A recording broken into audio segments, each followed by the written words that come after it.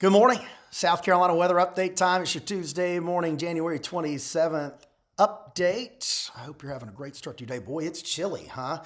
Here's what's new this morning. A bitter cold start to the day with cold mornings, chilly afternoons to the rest of the week.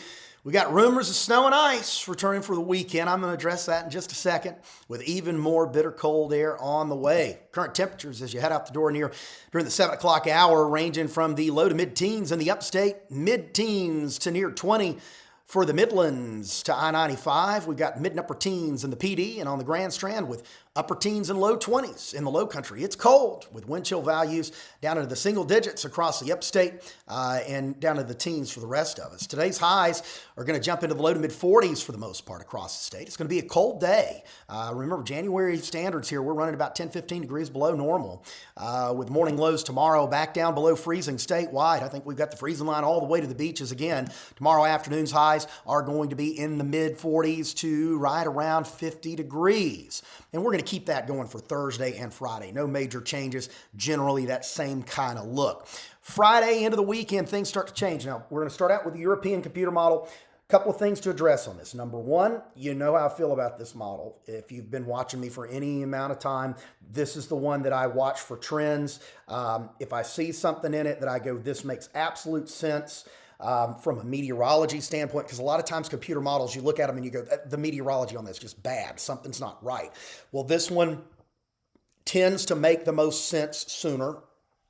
It's kind of on to something right now, I think, and that I've seen in the trends over the past couple of days. And we're going to wait and see if that continues. But I do see some things in there that make some sense to me, okay, how this is all going to develop.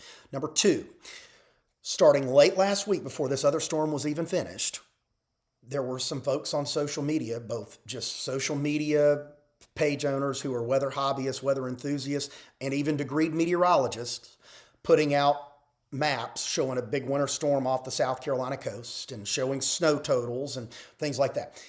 Those snow totals are absolute garbage that far out. They're absolute garbage today. They don't mean a thing. That's not what's going to happen. And even if it does, that just means the model just happened to get lucky. Okay. It doesn't take into account ratio. It doesn't take into account or true ratio. The ones that you see standard typically on the social media pages are a 10-to-1 ratio, which here in South Carolina, it's very rare that we see a 10-to-1 ratio of snow to rain equivalent. So just keep that in mind. Amounts don't mean anything until you're about 2 days out. Okay, that's when you can get specific, about 48 to 60 hours out. So let's put this into motion. Here's what the surface map looks like. Dry Friday, and then here we are Saturday. A little storm blows up. See, there's some snow. It does paint some snow across the Palmetto State. That could be anything from flurries to inches of snow right now. That's how far out we are in this, that 4 to 5 day time period. You notice the positioning of the storm, the little closed off area there off the coast, is a little far east. And let me show you why that's the case. This is the upper air map. This is jet stream. Watch this dip, and you'll see at the very end, there's this blob of blue that sets up right over South Carolina and North Carolina. That's the core. That's what we call an upper low. That's core of cold air in the upper atmosphere. All right? Typically, the surface storms form east of that. All right? They form on the other side, out into the Atlantic. The position of this particular upper low where it is, if this is correct, things aren't going to link up just right for us to get a big snowfall, at least in the low country. It might for the Grand Strand, might for the Midlands and PD, but even then, this may be too cold. Does that make sense? It's going to be cold enough for snow. Whatever develops, I think, would be snow if something develops, but it may be too cold and too dry, and the storm pushes farther to the east and isn't really able to get its act together for us to see anything here in the Palmetto State. I've been doing this a long time, and a lot of you have lived here a long time.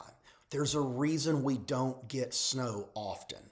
I'm a snow lover, and I know a lot of you are. You've been saying it in my comments. You've been putting it in my direct messages. Give us some snow, Josh. Give us some snow, Josh. I've seen this movie before that we're setting up for right now. And about, I'd say, 8 or 9 times out of 10, it doesn't end the way you want it to end if you're a snow lover. There's a reason for that because it has to link up just right where we are for it to snow. And if it doesn't, we get nothing. And the European ensembles are showing the chance of at least 1 inch of snow ranges from about 20% or so in the low country to about 30, 40, maybe 50% across the upper Midlands into the PD. I'd like to see those numbers a little higher, frankly, this far out if we're looking at a snowfall, and they're just not there.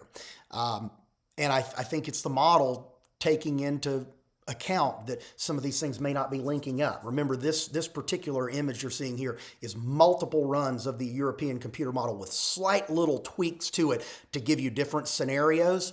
And you see what it comes out with is a probability based off of those different scenarios. And right now, I think the best advice I can say for you, if you're looking for snow over the weekend, let's pump the brakes just a little bit. Let's give it another day or so. If we start seeing trends up, then we can start saying, all right, let's start planning for a snow event. But right now, I just don't think we can do that based off of what I see, what I'm seeing in front of me and what I know from history, okay? Either way, if we don't see winter weather, it is going to be bitterly cold this weekend. Saturday afternoon's highs are going to be in the 20s and low 30s, even some mid 30s down across the coastal areas and in the low country. Sunday morning, you're waking up to teens pretty much statewide. And this is kind of early out. And also, this isn't taking into account any risk of snow or ice. If there's snow on the ground, this is going to be much colder. Look at these wind chills, single-digit wind chills for the entire Palmetto State when you wake up Sunday morning. Then Sunday afternoon, we'll jump back to near or above freezing for the most part. If there's snow on the ground, it changes things. But right now, I'm not even taking that into account because the probabilities are still too low. So the bottom line here, cold mornings, chilly days through the week. We are watching that weekend winter weather risk. Too early for details. We don't get into detail mode until, let's say this would start Saturday afternoon, Saturday night into early Sunday. We won't get into detail mode until probably late Thursday, early Friday, really. But I think today, tomorrow, the trend line will show us something, all right? Either way, extremely cold weather coming in for the weekend and early next week. Just check back daily for updates. I'll be here. I'm not going to go anywhere. If anything changes, I'll let you know. Enjoy your Tuesday. Stay warm. I'll see you in a bit.